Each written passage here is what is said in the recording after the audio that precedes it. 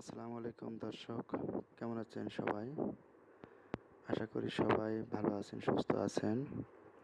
আমিও আপনাদের দোয়ায় অনেক অনেক ভালো এবং সুস্থ আছি।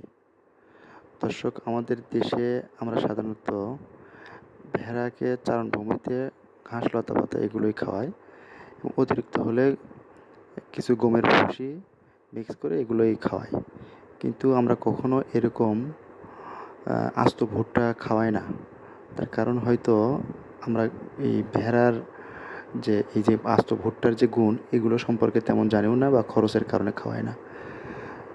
এখানে আপনারা দেখতে পাচ্ছেন যে এই যে ভেড়াগুলোকে কিন্তু আস্ত ভুট্টা খাওয়ানো হচ্ছে, যার ফলে এই ভেড়াগুলোর এত সুন্দর চেহারা এবং গঠন এরকম কিন্তু আমাদের দেশে হয় না। আমাদের দেশে ভেড়াকে মনে হয় না এইভাবে বাণিজ্যিক আকারে কখনো লালন